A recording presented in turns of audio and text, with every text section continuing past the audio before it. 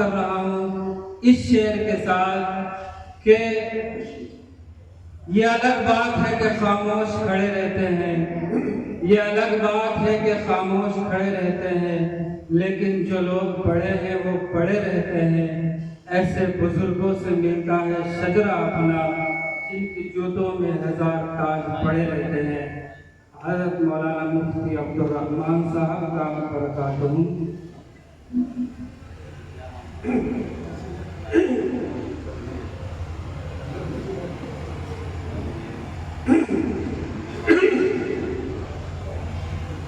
بسم اللہ الرحمن الرحیم۔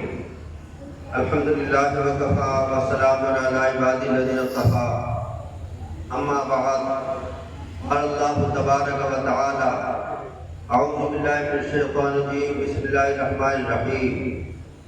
اما من خاف مقام ربہ ونہى النفس عن الہوی فإن الجنۃ ہی المأوی۔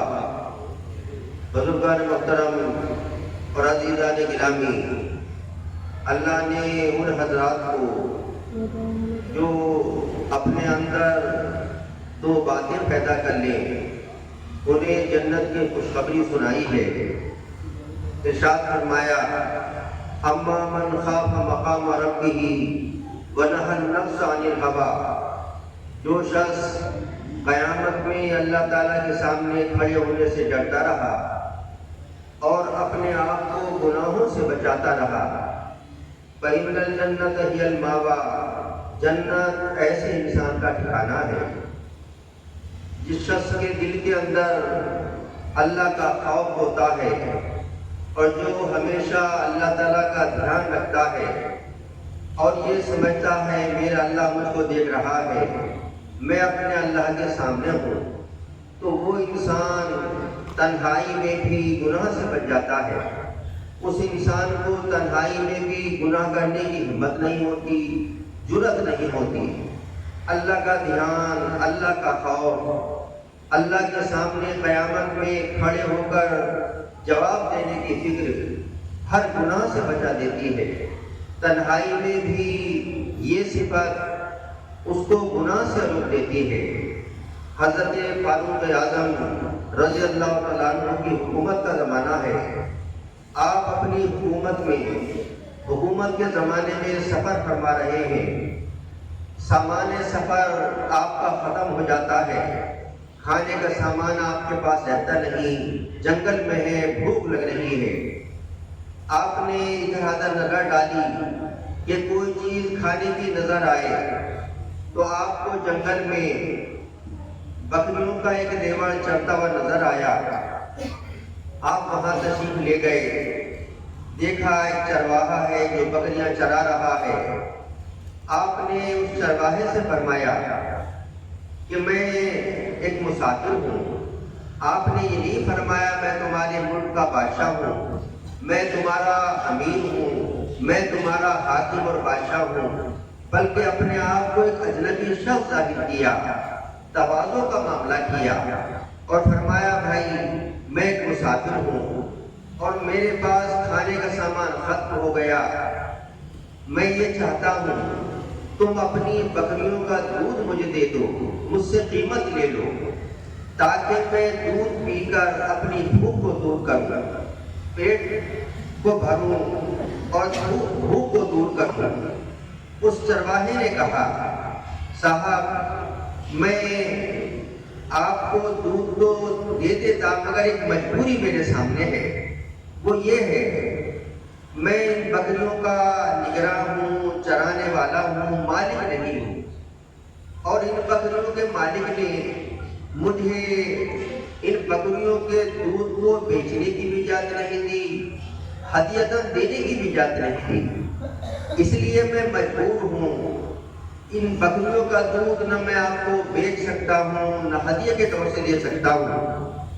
حضرت فاروق اعظم نے اس چرواہے کی بات کو سنا، خوش ہوئے کہ یہ چرواہا کیسے تقوی والا ہے، اللہ کا دھیان رکھنے والا ہے، شریعت کا خیال رکھنے والا ہے، کہ جنگل میں ہے اور ان بکریوں کا مالک اسے دیکھ نہیں رہا، بس اللہ دیکھ رہا ہے اور یہ خلاف شرع کام کرنے کے لیے جنگل میں تیار نہیں، محض اللہ کے خوف سے آپ خوش ہوئے۔ آپ نے سوچا اس چرواہے کے تقوی کا امتحان اور لیں، دیکھیں تقوی کی کتنی گہرائی میں ہے۔ آپ نے فرمایا بھائی میں تمہیں ایک رائے دیتا ہوں، ایک مشورہ دیتا ہوں، اس رائے پر تم عمل کر لو تو تمہارا بھی فائدہ ہو جائے، میرا بھی فائدہ ہو جائے گا۔ اس چرواہے نے کہا صاحب وہ کون سی رائے ہے، کون سا آپ کا ایسا مشورہ ہے کہ اس پہ عمل کر لیں تو دونوں کا فائدہ ہو؟ آپ نے فرمایا ایسا کر لو کہ ایک بکری مجھ کو فروخت کر دو، بیچ دو، اس سے قیمت لے لو، میرا اس میں فائدہ یہ ہوگا کہ بکری کو میں اپنے ساتھ رکھوں گا، جب بھوک لگے گی اس کا دودھ استعمال کروں گا، میرا فائدہ تو یہ ہوگا، تمہارا فائدہ یہ ہوگا کہ ایک بکری کی قیمت تمہیں مل جائے گی۔ رہی بات یہ کہ بکریوں کے ریوڑ سے ایک بکری کم ہو جائے گی تو اگر ان کا مالک پوچھے ایک بکری کا کیا ہوا، ایک بکری کم کیوں ہو گئی، تو تم سے یہ کہہ دینا بھیڑیا آیا تھا ایک بکری کو پھاڑ کے چلا گیا، جنگل میں یہ ہوتا ہی رہتا تھا، تو اسے یقین آ جائے گا اور بکریوں کا مالک تمہیں دیکھ نہیں رہا، یقین کر لے گا۔ جب حضرت عمر فاروق رضی اللہ نے یہ بات فرمائی بکریوں کا مالک نہیں دیکھ رہا، تو اس چرواہے نے برجستہ یہ بات کہی یا ھذا فعین اللہ، یا ھذا فعین اللہ، صاحب یہ بات تو صحیح ہے، بکریوں کا مالک نہیں دیکھ رہا، لیکن یہ تو بتائیے اللہ کہاں چلا جائے گا؟ اللہ تو مجھ کو دیکھ رہا ہے، اس لیے میں آپ کے مشورے پر عمل کرنے سے قاصر ہوں، آپ کے مشورے پر عمل نہیں کر سکتا۔ حضرت فاروق اعظم یہی اس سے سننا چاہتے تھے۔ آپ نے اس کی تعریف فرمائی، اس کو داد دی اور فرمایا تم جیسے لوگ اگر دنیا میں رہیں گے تو کوئی کسی کے حق کو ضائع کرنے کو جلدی سے تیار نہیں ہوگا۔ اس چرواہے کو ایک خلاف شرع کام کرنے سے کس چیز نے روکا؟ اللہ کے ڈر نے روکا، اللہ کے خوف نے روکا۔ اس کے سامنے یہ بات تھی میں نے تنہائی میں اگر اللہ کے حکم کے خلاف کیا تو قیامت میں تو اللہ کے سامنے حساب کے لیے کھڑا ہونا ہی ہوگا، اور وہاں میں اللہ کو کیا جواب دوں گا؟ تو اللہ کا ڈر، اللہ کا خوف جب انسان کے دل کے اندر پیدا ہوتا ہے تو اسے تنہائی بھی گناہ سے بچا دیتا ہے۔ حضرت فاروق اعظم کے زمانے میں ایک نوجوان تھا، بڑا تقوی والا تھا، اللہ سے ڈرنے والا تھا۔ حضرت فاروق اعظم اس کی بڑی قدر کرتے تھے۔ ایک مرتبہ اتفاق ایسا ہوا، وہ شہر کی گلی میں جا رہا تھا، ایک خاتون نے اس کو آواز دی اور اس سے گناہ کے لیے کہا۔ وہ بہت بڑے ڈرے، گھبرائے، وہاں سے دوڑے، وہ اس کے پیچھے چلی لیکن وہ ہاتھ نہ آئے، لیکن گھبراہٹ دل کی ہتھیلی ہوئی، گناہ کا دھیان کر کے بڑا ڈر لگا۔ اسی گھبراہٹ کے ساتھ گھر پہنچے، ابا نے کہا بیٹا کیا ہوا؟ تو بتایا کہ ابا جی ایسے ایسے واقعہ پیش ہوا۔ آیا اور کہنے لگا ابا اگر میں گناہ کر لیتا تو میرا اللہ مجھ سے ناراض ہو جاتا، اور یہ کہہ رہا تھا، بات سنا رہا تھا، ڈر رہا تھا، گھبرا رہا تھا، اسی میں اس کا ہارٹ اٹیک ہو جاتا ہے، انتقال ہو جاتا ہے اللہ کے خوف کی وجہ سے۔ اور انتقال ہوا، گھر والوں نے رات میں اس کو دفن کر دیا۔ صبح کو کسی نے حضرت فاروق اعظم سے بتایا امیر المومنین فنا نوجوان اس کا انتقال ہو گیا۔ آپ تشریف لے گئے اور گھر والوں کی انہوں نے آپ نے تعزیت کی اور ان سے کہا آپ لوگوں نے مجھے اس کے انتقال کی خبر کیوں نہ دے دی، میں بھی نماز میں شریک ہوتا۔ گھر والوں نے کہا مومنین آپ دن بھر کاموں میں مصروف رہتے ہیں، ہم نے آپ کو تکلیف دینا گوارا نہ کیا، اور اس کی نماز جنازہ پڑھ کے دفن کر دیا۔ آپ نے فرمایا کہ مجھے اس کی قبر پر لے کر چلو۔ وہ قبر پر آپ کو لے کے گئے، آپ نے قبر پر پہنچ کر سلام کیا اور یوں یہ آیت پڑھی، وَلِمَنْ خَافَ مَقَامَ رَبِّهِ جَنَّتَانِ، جو اللہ تعالیٰ کے سامنے کھڑے ہونے سے ڈرتا رہا یعنی گناہ سے بچتا رہا، اس کے لیے اللہ کے یہاں 2 جنتیں ہیں۔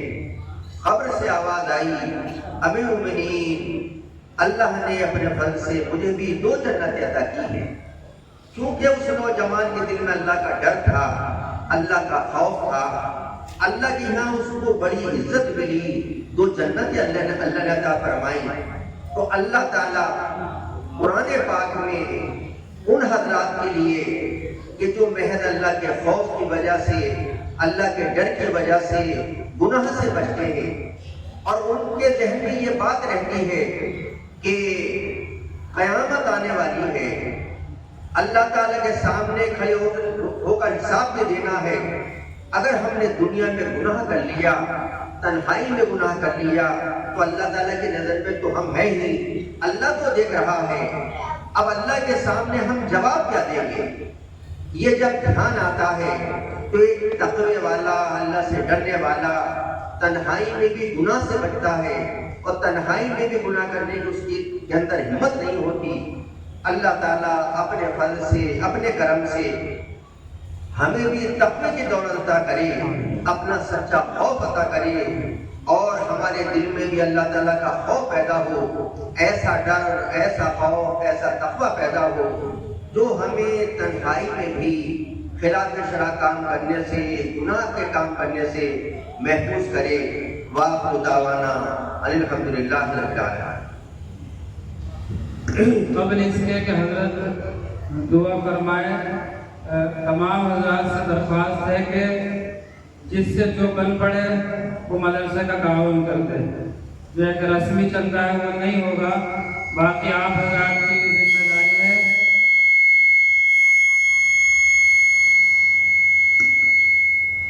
آپ حضرات کی بھی ذمہ داری ہے کہ وہ اپنے طور سے جس سے جتنا جو ہو سکے، کسی کے اوپر کوئی زور یا زبردستی نہیں ہے۔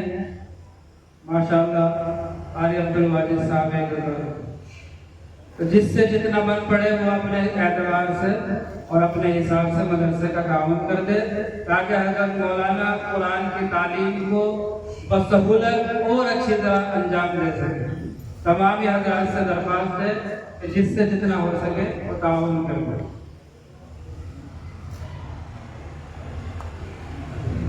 جو ایک بچہ حافظ ہوا ہے، حافظ محمد ساجد، ان کے والد صاحب نے 5000 روپے سے تعاون کیا، اللہ قبول کرے۔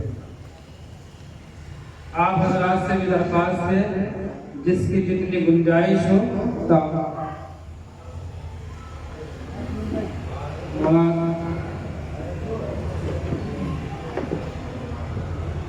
حافظ مونس بچے نے حفظ کیا ہے، ان کے والد صاحب نے بھی 5000 روپے سے تعاون کیا۔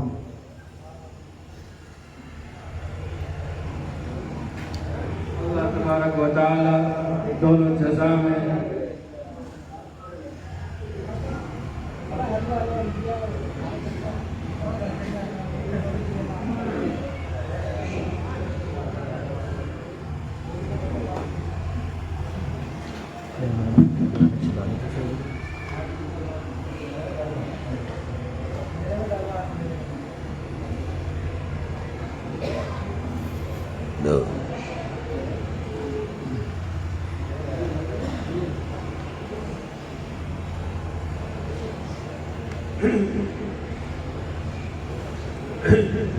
الحمدللہ رب العالمین، والصلاة والسلام علی سید المرسلین وعلی آلہ وصحبہ اجمعین۔ ربنا آتنا فی الدنیا حسنۃ وفی الآخرۃ حسنہ وقنا عذاب النار۔ اے اللہ ہمارے گناہوں کو معاف فرما، ہمیشہ کے لیے ایمان کامل نصیب فرما، اچھے اعمال، اچھے اخلاق کی دولت نصیب فرما۔ اے اللہ ہمارے جلسے کو قبول فرما، اس جلسے کو اپنی رضا اور خوشنودی کا ذریعہ بنا، ہم سب کی ہدایت اور اصلاح کا ذریعہ بنا۔ اے اللہ تمام مدارس اسلامیہ کی حفاظت فرما، سب کو دین دونی راہ چوکی ترقی نصیب فرما۔ اے اللہ اس مدرسے کو اپنی بارگاہ میں محفوظ فرما۔ قیامت تک ترقی کے ساتھ اس کو جاری اور ساری فرما، اس کی تمام ضروریات کی پردہ غیب سے کفالت فرما، اپنی بارگاہ میں خاص طور سے اس کو مقبول فرما، اس کی تمام ضروریات کی پردہ غیب سے کفالت فرما، اس مدرسے کے تمام مدرسین اور طلبہ میں اخلاص پیدا فرما، تمام اراکین اور معاونین میں اخلاص پیدا فرما، ہم سب کو خلوص کی دولت سے مالا مال فرما۔ اے اللہ، جن حضرات نے اس مدرسے کا تعاون کیا ہے ان کے تعاون کرنے کو بے حد قبول فرما، انہیں اس کا بہتر سے بہتر بدلہ نصیب فرما، اچھے سے اچھا صلہ نصیب فرما۔ اے اللہ، ہم سب کو اپنی رضا اور خوشنودی نصیب فرما، اپنی ناراضگی اور غصے سے محفوظ فرما، تمام عذابوں سے محفوظ فرما، تمام حوادثات سے محفوظ فرما۔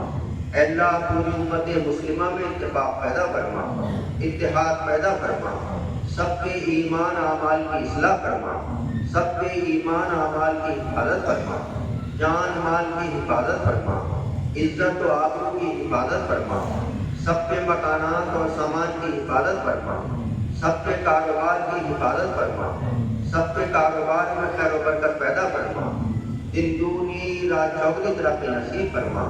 اے اللہ، ہم یا ہمارے متعلقین میں جو بیمار ہیں اپنے فضل سے سب کو شفا نصیب فرما، سب کو شفائے کاملہ عاجلہ مستمرہ فرما، صحت کاملہ عاجلہ مستمرہ فرما۔ اے اللہ، دونوں جہان میں ہم سب کو خوشیاں اور مسرت نصیب فرما، رنج و غم کے اسباب سے محفوظ فرما، تمام پریشانیوں سے اور تمام پریشانیوں کے اسباب سے محفوظ فرما۔